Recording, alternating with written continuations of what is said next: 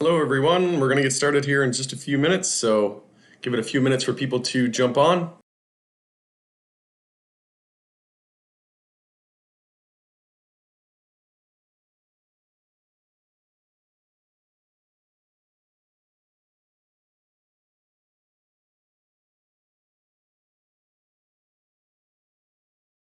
I see there's some people jumping on, so welcome, welcome. We're going to get started in just a few minutes.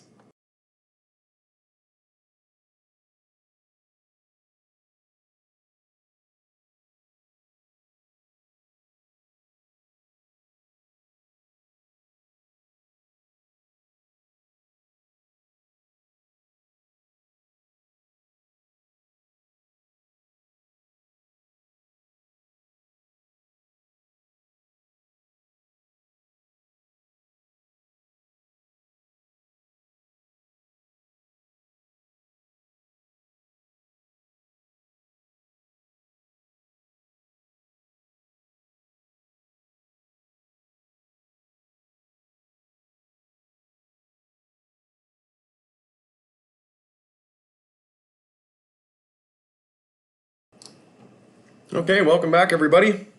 We're going to get started. So, welcome back on the Pursuit of Wealth for another daily market recap. Today is Thursday. It is March 4th, and I hope everyone had a great day today. So in today's video, we're going to discuss the broader market. So we'll go over some news and events. We'll look at some overall broader markets in the crypto and the S&P 500, the dollar, etc. So before we jump into today's content, make sure to smash the like and subscribe to the channel. It shows me some support. So jumping right into it, let's take a look at some news and events. So we had the Fed that spoke today just after, it was at 10 a.m. Eastern time. So we had a little bit of a whipsaw there, and we were just pulling back all day pretty much, and it was a fairly red day. I know a lot of people were not prepared for this, even though I've been warning time and time again for the last few days and weeks. But I think today was really a wake-up call, and a lot of people were saying today that they should have hedged better, or they should have just made a better plan when hit the fan. And that's what happened today. We saw Powell says the economic reopening could cause inflation to pick up temporarily, and this comes after we already have inflation concerns and the bond yields that are rising over 1.5%. We saw that the Senate takes first step toward passing the 1.9 trillion relief bill. So you can take a look at that article, but essentially we should see something next week. Stock futures turned flat after better than expected jobless claims. So taking a look at the economic calendar, we had the initial jobless claims come in at 745. They were forecasting 750, so came in at a beat, but still higher than what was reported the previous period. So that was notable. So Bitcoin and crypto is still extremely weak. You can see everything is trending down. Ripple, actually, there was some news out about Ripple that the CEO and Chris Larson and Brad Garlinghouse are going to be filing to have the SEC lawsuit dismissed. And the news obviously reacting well amongst Ripple bulls. I mean, we pulled back to 17 cents after the SEC, and now we're at 46, almost 47 cents. Before the SEC investigation, we hit 79 cents and then pulled back to 17. So we're closer to 79 than we are the recent low at 17 cents. It seems like the market is liking it. And I have no positions in Bitcoin or Ethereum anymore. I'm just holding XRP and XLM. And I'm doing fairly well on XRP compared to a lot of the other coins that are down significantly from their highs. And I entered XRP back around 20 cents and 30 cents.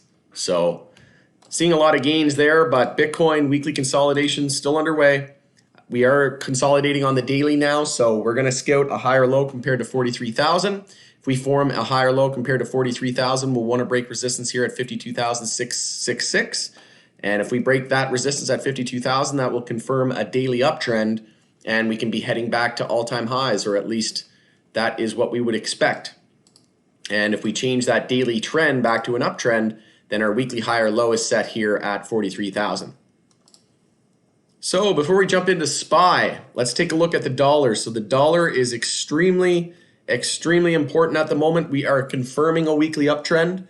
We haven't seen the follow through yet though. So EMA 26 is right there at 91.83. So in my opinion, if we want to see a lot of weakness in stocks, a long-term weakness in the S&P 500, in the tech sector, we have to close the week over 91.60. If we close over 91.80, that's even more bullish. And this is the first time that we've changed the weekly trend since back in March of last year. So it's been a whole year that we've been in a weekly downtrend. And we're finally, after a whole year, finally starting to see a significant momentum shift on the dollar. So we'll take a look at some other sectors here as well. IWM was down over 2%. So all the markets were weak today, except for oil, the energy sector holding everything up. But QQQ down over 1.5%. So QQQ lost its weekly support. So we had weekly support there at 305.18. We lost it. We even dipped below EMA 26 very briefly at 301.35. Low of the day was 311 cents. So held that 300 psychological. I also mentioned that. I said if we lost the 305 support, watch 300 psychological and the EMA 26. And sure enough, lost EMA 26 and we never lost 300. So, and we had a decent bounce off after that. So if you went long on that support test, just from that 300 test, you're up almost 2% on the tech sector, which is huge. So that's pretty much all we have. We're going to be watching the dollar. The dollar is absolutely imperative that we keep close tabs on it. And again, if you're not developing a plan, if you're not keeping an eye on these types of, these other assets like the dollar, gold and silver, extremely weak today. So everything is weak. If you're wondering why your individual stock was weak, everything was weak today, except for oil. Oil up almost 5%. XLE, the energy sector, up almost 2.5%. Daily continuation while everything else is trending lower in a hurry. So US oil, still in a daily uptrend, held its daily higher lows. So the energy sector is going to be very, very important as well. The dollar, the energy sector, SPY's weekly higher lows. It's going to be an interesting week. XLF showing some weakness today too after it was holding up fairly well. So let's see if we see XLE weakness tomorrow following suit with XLF. If we see if we see XLF weakness tomorrow, or XLE weakness following XLF weakness, those two have been the only real things holding up this market, the S&P 500. So if XLE starts daily consolidation tomorrow, watch out. We could see a downfall on SPY and potential support test of 368. But it's all about these weekly higher lows on SPY. It's fine that QQQ lost its weekly higher lows, but the more names that confirm this, the worse off it is, because XLV, I mentioned this yesterday, was already in a weekly downtrend. So that increased the odds. I said that QQQ was going to lose its weekly support. And then look what happened today. We lost weekly support. So again, I mentioned this in my video yesterday, that XLV, the healthcare sector, confirming a weekly downtrend, increases the odds that we see QQQ break its weekly support, and that's exactly what happened. So again, the writing was on the wall. There was clues galore. I issued warnings, sounded like a broken record on repeat, but there was still people today in the community as well that seemed like they were not prepared for this, and I'm not really sure how else to convey that message to try to get it across to you that if you think if you think it was bloody in the markets today, you haven't seen anything yet. Wait until SPY loses its weekly uptrend. Again, this isn't to spread fear. This is just me being 100% real with you. If you think this is bad, what happens if we lose our weekly support and we lose the weekly uptrend?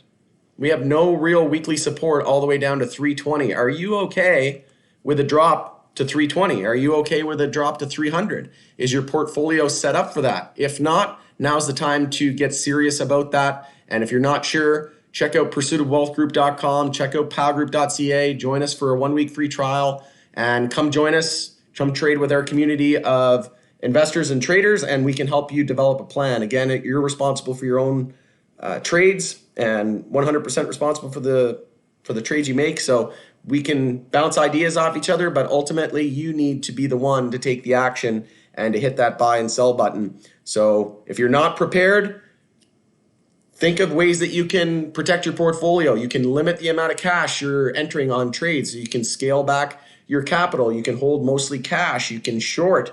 You can buy a bear ETF on SPY. So if SPY goes down, the ETF goes up, right? So there's multiple ways to protect yourself. And personally, I'm setting a stop loss on every single trade. I am holding 70% cash in stocks and 50% cash in crypto. And I'm only entering small amounts of capital, and I'm entering a stop loss on every single trade. And I'm also short SPY and QQQ by way of an ETF. And those are called SQQQ and SPXS. So when SPY goes up 1%, SPXS goes down 3%, give or take, right? Thereabouts. If SPY goes down 1%, SPXS goes up 3%. It's a 3x leverage bear ETF.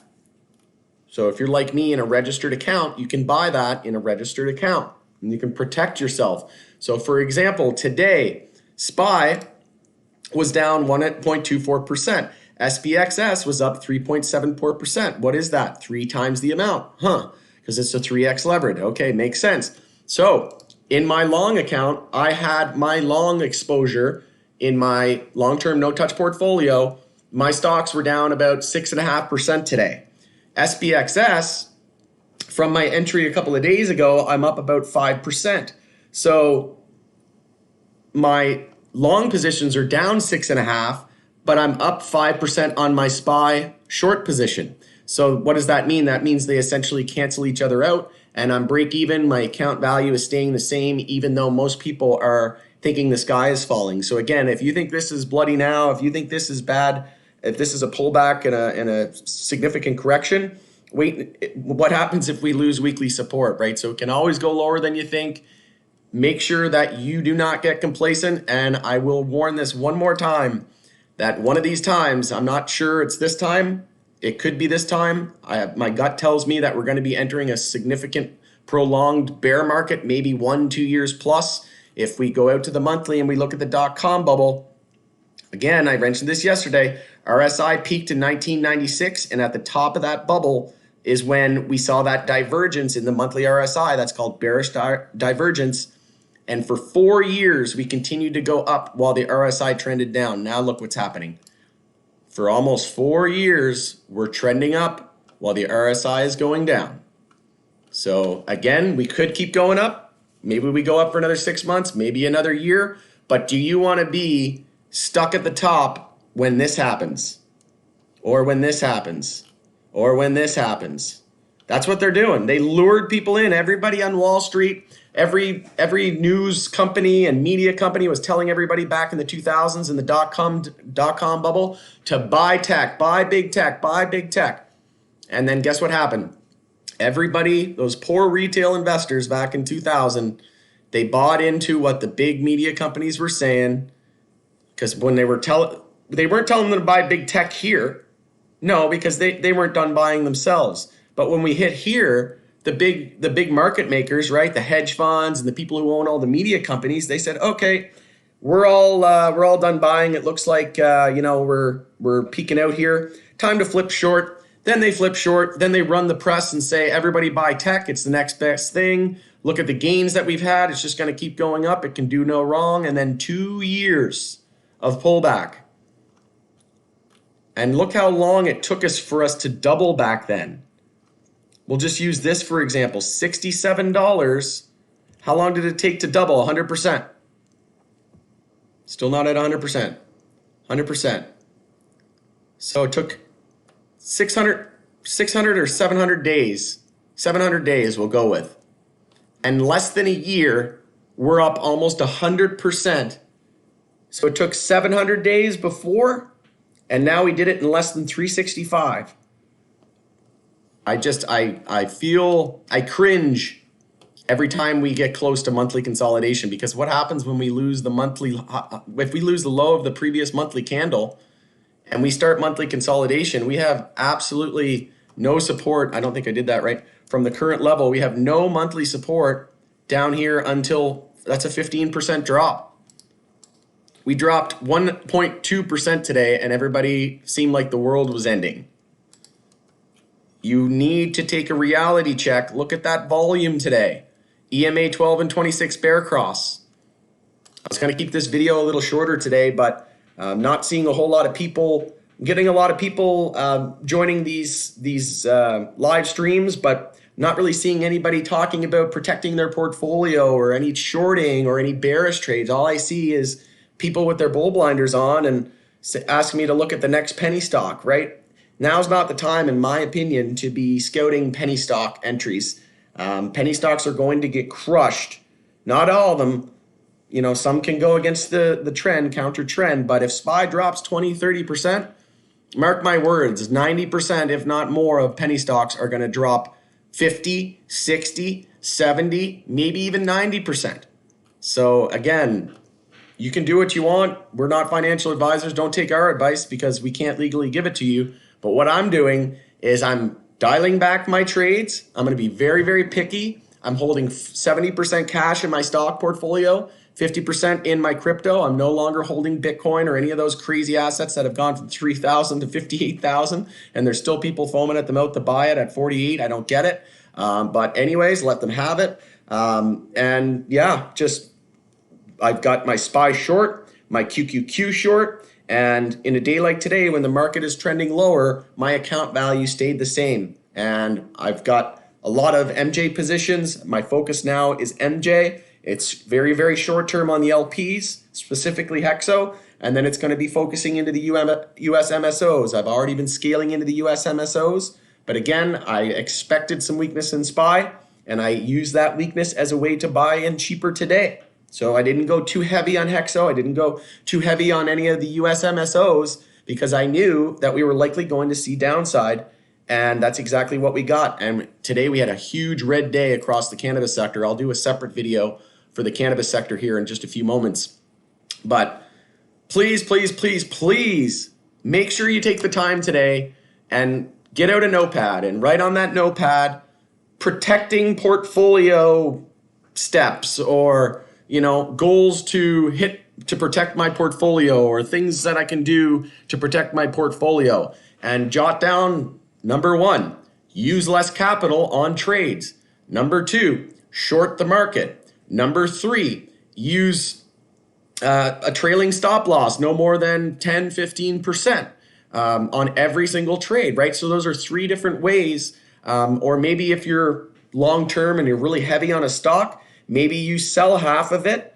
Don't just sell at any time and maybe wait for a bounce or something like that. Again, this isn't financial advice, but that's what I would do. If I was uncomfortable with the market trending down and I had a fairly large position in an individual stock that I wasn't comfortable with, and I'm asking, what should I do? Should I sell? Well, then you should probably at least trim. That's what I would do, is trim if I was uncomfortable, and I would look to reload cheaper. And then that way, if it runs, no sweat, you still had 50% in. And if it drops, great, you can average in lower and save yourself some downside. But again, these are things you can't be figuring out your game plan when the market's falling, right? When there seems like there's fear in the air and everything's crashing down, that's not the time to be developing your plan. So I would encourage you to take the evening tonight, make it your assignment, homework, whatever you want to call it, and just think of different ways that you can protect your portfolio. So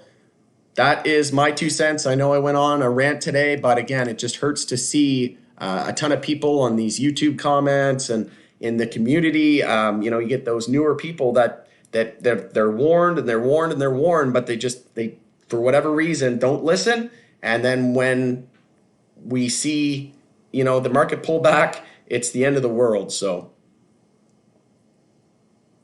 great point about inverse ETFs. And so personally, I use them because I'm in Canada and I'm trading within an RSP and a TFSA. So therefore, I need to use the ETFs because they're on major exchanges like the NYSE. So I can buy them in my registered accounts, no problem, right? So they are very, very useful. I wouldn't recommend holding them for long periods of time because they do use leverage. They use options to create that 3x leverage. So it is fairly risky to hold long term. If you're going to hold a position long term, you'd want to actually buy a short or initiate a short position. Shorting and buying a bear ETF is not the same thing, but I'll be doing a course here. I'm already working on it. So I'll be doing a free course, and then I'll have a couple paid ones as well. They're pretty cheap. The first level 1 will be $50. Level 2 is going to be $100. And like I said, I'll be doing a getting started training for free. And you can actually pre-enroll for that right now. If you go to powgroup.ca or pursuitofwealthgroup.com, click on Academy, and you can check out the curriculum there as well for the getting started training and see if that interests you. So we're going to leave it there. Thanks again for joining us on the Pursuit of Wealth. I know I went on a big rant today, but hopefully somebody can take something away from this and avoid some serious downfall in the near-term future. So with that, thanks so much for joining us today. We'll see you a little bit later on for an MJ Sector review and a stock of the day video. Take care, everybody, and best